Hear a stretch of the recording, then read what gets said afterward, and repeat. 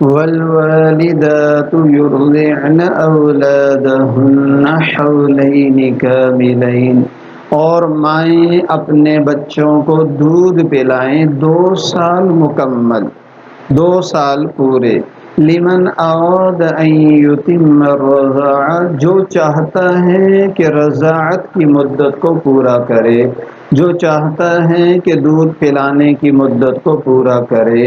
وعلی المولود لہ، اور جس کا بچہ ہے، جس کی اولاد ہے، اس کے ذمے ہے رزقہن، ان عورتوں کا رزق، وکسوتہن، اور ان کا لباس، بالمعروف، دستور کے مطابق۔ لا تکلف نفس، کسی نفس کو مکلف نہیں بنایا جاتا، الا وسعها، مگر اس کی طاقت کے مطابق، مگر اس کی گنجائش کے مطابق۔ لا تضار والدۃ بولدها، تکلیف نہ دی جائے، ستایا نہ جائے ماں کو، بولدها، بچے کی وجہ سے، ولا مولود لہ، اور نہ اس کو جس کی اولاد ہے، یعنی والد کو، بولدہ، اس کی اولاد کی وجہ سے۔ وعلی الوارث، اور وارثوں کے ذمے بھی مثل ذلک، اسی طرح لازم ہے۔ فَإِنْ أَرَادَا فِصَالًا، پس اگر وہ ارادہ کر لے میاں بیوی دودھ چھڑانے کا، فصالاً چھڑانے کا، عن تراض منہما، باہم رضامندی سے، وتشاور، اور باہم مشورے سے، فلا جناح علیہما، تو ان دونوں پر کوئی گناہ نہیں۔ وَإِنْ أَرَدْتُمْ أَن تَسْتَرْضِعُوا أَوْلَادَكُمْ، اور اگر تم چاہو کہ کسی اور سے دودھ پلواؤ اپنی اولاد کو دایا سے، فلا جناح علیکم، تو اس میں بھی تم پر کوئی گناہ نہیں۔ اذا سلمتم، جب تم ان کو دے دو، ما آتیتم، جو تم۔ آج کا یہ جو ہمارا سبق ہے، اس کو کہتے ہیں رضاعت کا مسئلہ اور دودھ پلانے کا مسئلہ۔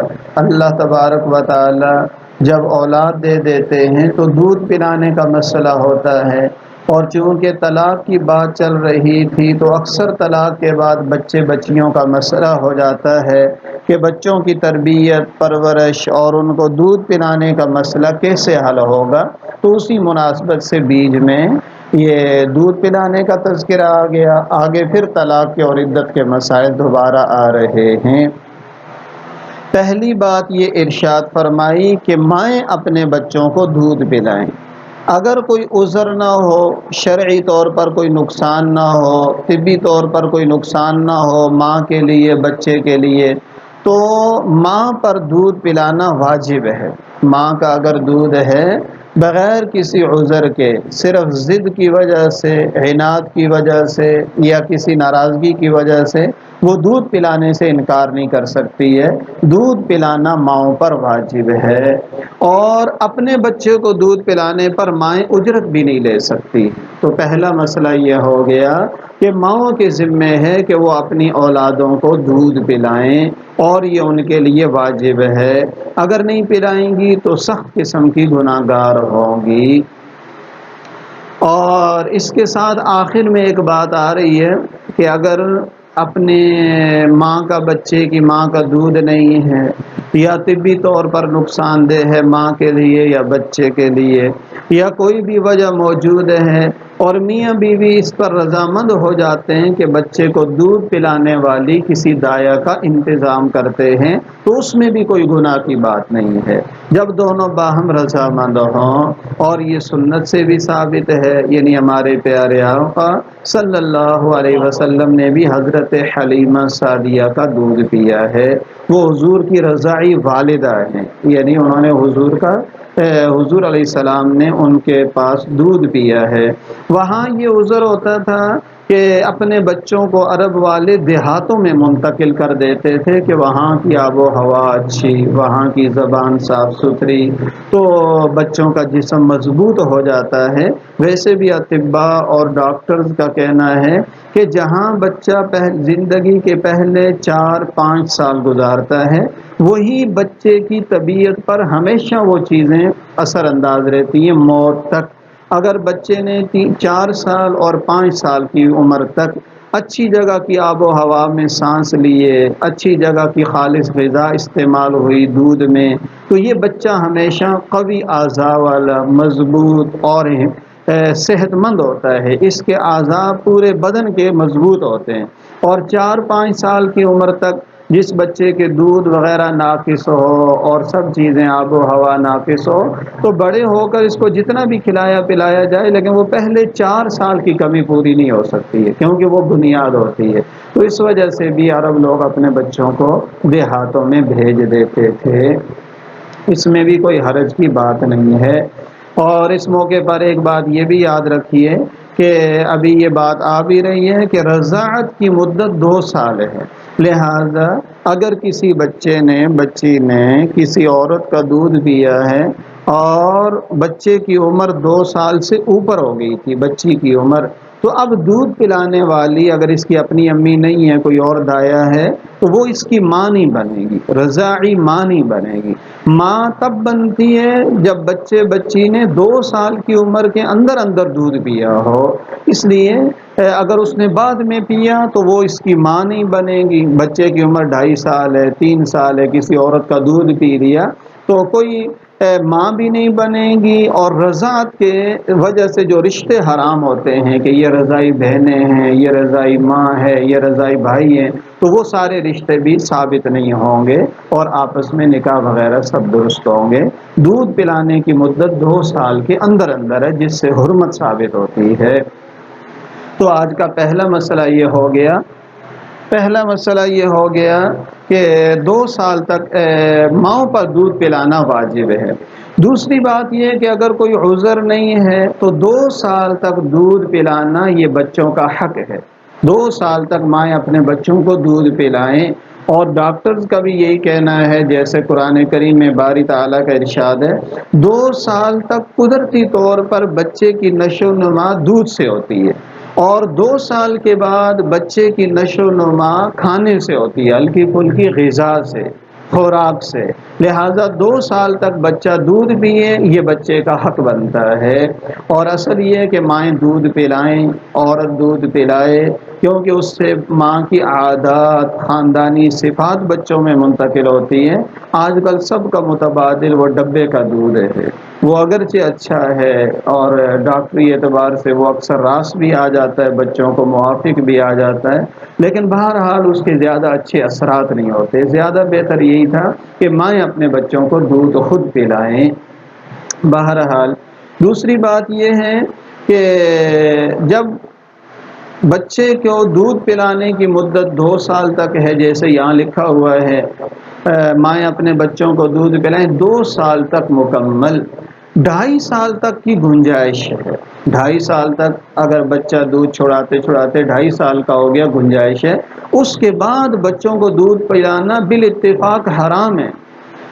اس مسئلے میں بھی کبھی کبھار کوتاہی ہوتی رہتی ہے، بچے دودھ چھوڑتے نہیں ہیں، خواتین بس اوقات پلا بھی دیتی ہیں، تو یہ حرام ہے۔ 2.5 سال کے بعد بچے کو ماں کا دودھ پلانا بالکل منع ہے اور نہیں پلا سکتی ہے، اس کے بعد نہیں پلانا چاہیے۔ تو فرمایا والوالدات یرضعن اولادہن، مائیں اپنے بچوں کو دودھ پلائیں 2 سال مکمل، جو مدت رضاعت کو پورا کرنا چاہے۔ اب یہاں پر بچے کی ماں کو تو والدہ سے تعبیر کیا، بچے کی ماں کو والدہ سے تعبیر کیا، اور بچے کے والد کو والد سے تعبیر نہیں کیا، جبکہ دوسری جگہ پر والد کا لفظ خود قرآن پاک میں اللہ جل شانہ نے ذکر بھی فرمایا، لا یجزی والد عن ولدہ، کوئی والد اپنی اولاد کا بدلہ نہیں بن سکے گا قیامت کے دن۔ تو والد کا لفظ تو خود قرآن میں ہے، یہاں والدہ کا لفظ آیا تو مقابل میں والد کا آنا چاہیے عام دستور کے مطابق۔ وعلی المولود لہ، جس کا لڑکا ہے، جس کی اولاد ہے، تو بظاہر یہ کسی کے ذہن میں آ سکتا تھا کہ بچے کا والد اور والدہ دونوں بچے کے حقدار ہونے میں بالکل برابر ہیں، لہذا خرچہ ماں باپ دونوں کے ذمہ ہوگا۔ تو شریعت نے اس بات کا حل فرما دیا وعلی المولود لہو کہ اولاد ساری کی ساری باپ کی شمار ہوتی ہے، نسب بھی باپ سے چلے گا، بچوں کے اخراجات بھی باپ کے ذمہ واجب ہوں گے، لہذا گھریلو اخراجات دستور کے مطابق اعتدال کے ساتھ وہ بچوں کے والد پر واجب ہوتے ہیں۔ بچوں کے والد کی ذمہ داری ہے کہ ان کے کھانے پینے کا انتظام کرے۔ اس سے علماء نے یہ مسئلہ بھی لکھا ہے کہ خواتین گھر کے کام کاج میں تو مردوں کا ہاتھ بٹاتی ہیں، ضرور بٹانا چاہیے۔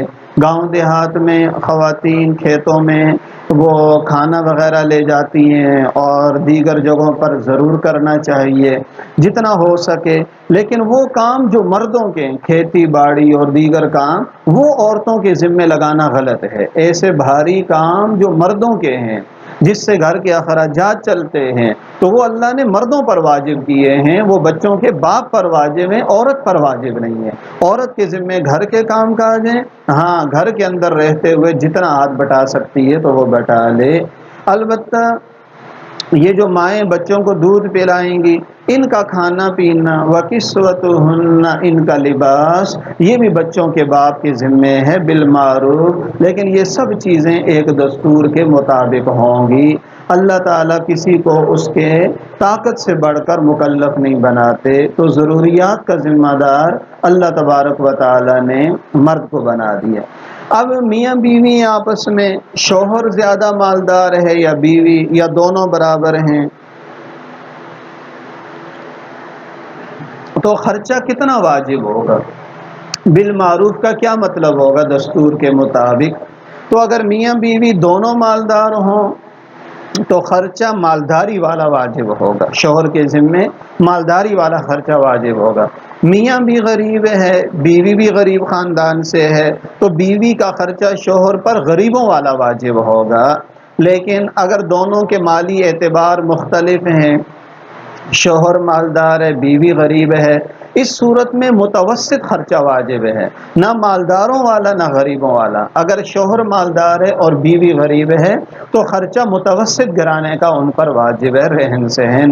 اور اگر بیوی کے مقابلے میں شوہر غریب ہے، بیوی مالدار ہے، اس صورت میں مرد کی حالت کا اعتبار ہوگا، عورت کی حالت کا اعتبار نہیں ہوگا۔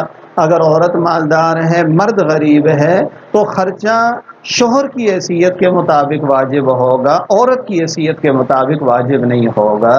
تو میں نے عرض کر دیا میاں بیوی دونوں مالدار ہیں تو مالداری والا خرچہ، دونوں غریب ہیں تو غربت والا خرچہ واجب ہے، اور شوہر مالدار ہے بیوی غریب ہے تو متوسط قسم کا خرچہ، اور شوہر غریب ہے عورت مالدار ہے تو اس صورت میں غریبوں والا یعنی شوہر کی حالت کا اعتبار ہوگا، اگر فرق ہے بیوی کی حالت کا اعتبار نہیں ہوگا۔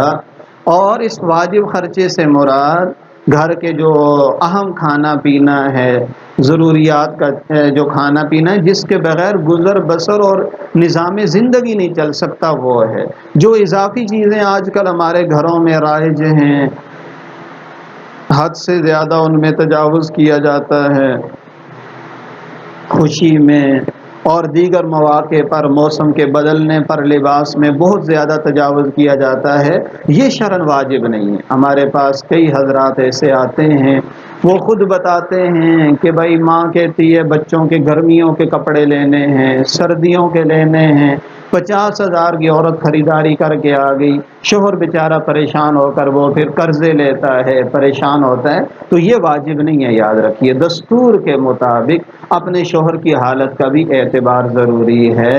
ہاں اگر کوئی آدمی واجب خرچہ بھی نہیں دیتا ہے، اس کو شریعت پابند کرتی ہے کہ تم نے واجب خرچہ اپنی بیوی کا اور بچوں کا بہر صورت ادا کرنا ہے۔ اور یہ جو خرچہ ہے نا، اس میں ایک اہم بات ہے جس میں ہمارے ہاں بہت کوتاہی ہوتی ہے، گھر کا کھانا پینا، اور اگر کرایہ ہے تو وہ بلوں کی ادائیگی، یہ تو مردوں کی ذمہ داری ہے۔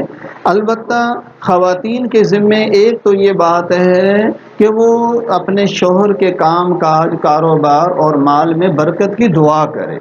سابقہ عورتیں سابقہ زمانے میں اپنے شوہروں کو گھر سے روانہ کرتی تھیں، کام کاج، کاروبار، ملازمت، کھیتی باڑی، تو دروازے سے رخصت بھی کرتی تھیں، برکت کی دعا بھی کرتی تھیں۔ واپس جب راشن نکالتی تھیں، آٹا نکال رہی ہیں، چینی، چاول، پتی، گھر کا کوئی ساز و سامان، ہانڈیاں بنانی ہے، تو یہ ساری چیزیں بسم اللہ پڑھ پڑھ کے کرتی تھیں، اس سے برکت ہوتی ہے۔ آج کل ایک بہت بڑا خرچوں کے پورا نہ ہونے کا سبب وہ ہماری بے برکتی بھی ہے۔ تو لہٰذا بہت ضروری ہے کہ اخراجات کو برابر کرنے کے لیے اور ان کی درستگی کے لیے اور گھر کی ذمہ داریوں کو پورا کرنے کے لیے اللہ کی طرف رجوع ہو، بسم اللہ کا استعمال کثرت سے ہو۔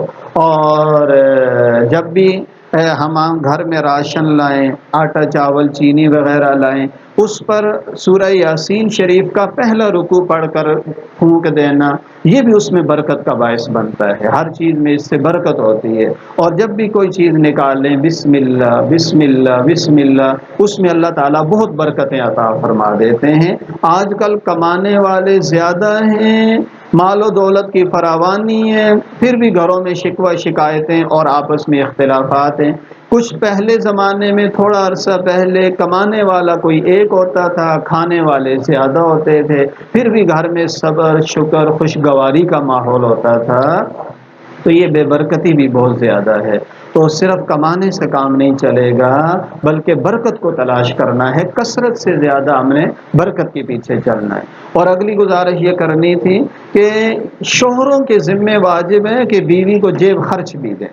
شوہر کے ذمہ واجب ہے کھانے پینے کے علاوہ، دیگر ضروریات کے علاوہ بیوی کو کچھ نہ کچھ جیب خرچ بھی دے دیں، جس کا وہ پھر اپنی اہلیہ سے پوچھے نا کہ کہاں خرچ کیا۔ ایک تو وہ ہے کہ شوہر اپنی زائد رقم، کچھ رقم اپنی بیوی کے پاس رکھتا ہے، اس میں تو بیویاں خیانت نہیں کر سکتی ہیں، لیکن کچھ نہ کچھ ایسی رقم دینا بھی واجب ہوتا ہے جس کا شوہر نہ پوچھے، 500 1000 ہو، 2000 ہو، اپنی بساط کے مطابق جتنا وہ طے کر لے۔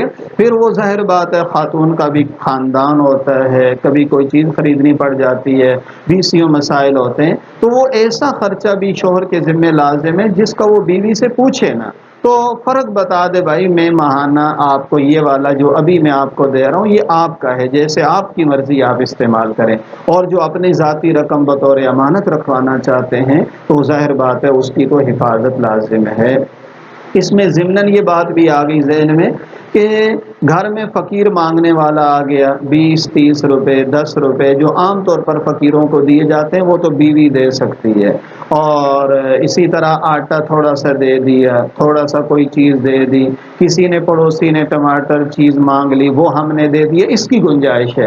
بڑی چیز جو عام طور پر شوہروں کی اجازت کے بغیر نہیں دی جاتی، اور اگر شوہر کو پتہ چلے تو اس کے دل میں ناراضگی آئے گی۔ کسی کو 500 دے دیا، اپنی ذاتی رقم سے تو دے سکتی ہے، جو شوہر کی رقم گھر میں ہے اس سے 500 دینا، 1000 دینا، آٹے کی بوری دے دینا، یا اس طرح زائد چیز جس سے شوہر کے دل میں ناراضگی آ سکتی ہے، وہ بیوی کسی کو نہیں دے سکتی ہے، نہ اپنے خاندان والوں کو، بہن بھائیوں کو، اپنے میکے میں لے جانا، یا اس طرح کسی غریب کو مانگنے والوں کو دینا۔ تو یہ جو عام دستور سے زائد چیز ہے نا، اس کو عورت منتقل نہیں کر سکتی ہے، اس میں بھی بہت زیادہ کوتاہی پائی جاتی ہے۔ ہاں اپنی ذاتی رقم سے وہ جو بھی کرنا چاہے اس کی اس کے پاس گنجائش موجود ہوتی ہے۔ بہرحال اللہ تعالیٰ فرماتے ہیں، اللہ تعالیٰ کسی نفس کو طاقت سے بڑھ کر مکلف نہیں بناتے۔ لا تضار والدۃ بولدها، بچے کی ماں کو بچوں کی وجہ سے مت ستاؤ۔ اکثر زدہ زدی اور میاں بیوی کا اختلاف بچوں کی وجہ سے بھی ہو جاتا ہے۔ قرآن پاک نے صاف لفظوں میں فرما دیا کہ بچے کی ماں کو بچے کی وجہ سے نہ ستاؤ، اور بچے کے باپ ولا مولود لہ، بچے کے باپ کو بھی نہ ستاؤ، بولدہ، بچے کی وجہ سے۔ اور میں نے بتایا تھا یہ ساری کام تو بظاہر رضامندی اور مشورے سے ہونا ضروری ہے، اگر کبھی اختلاف ہو جائے پھر مرد کی بات کا اعتبار ہوگا، بچے کو کہیں لے جانا ہے نہیں لے جانا، بچی کو کہیں لے جانا ہے نہیں لے جانا، کس جگہ پر پڑھانا بہتر ہے، کیا انتخاب کرنا چاہیے۔ اگر رضامندی سے ہو جائے تو بہت اچھی بات ہے، اصل تو یہ کہ بچے کی بہتری کو دیکھو، لیکن اگر اختلاف طول پکڑتا ہے تو باپ کی حالت کا بات کا اعتبار ہوگا، ماں کی بات کا اعتبار نہیں ہوگا، الا یہ کہ وہ کسی بھی طریقے سے اس کے باپ کو راضی کر لے۔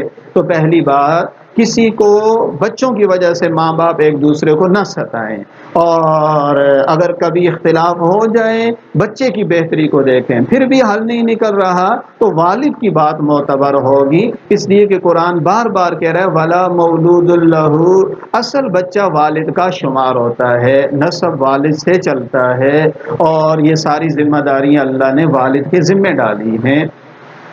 اگر ایک آدمی دنیا سے چلا گیا، والد موجود نہیں ہے، تو دادا ذمہ دار ہے کہ بچے کی پرورش کرے، وہ نہیں ہے تو چچا ذمہ دار ہے۔ تو جس کو اگر یہ بچہ بچی فوت ہو جائے نا، جو چھوٹے ہیں ابھی بالغ نہیں ہیں، دودھ پی رہا ہے یا بڑا ہے، والد فوت ہو گیا، والدہ، ابھی اگر یہ بچہ فوت ہو جائے تو اس کی میراث کس کس کو ملے گی؟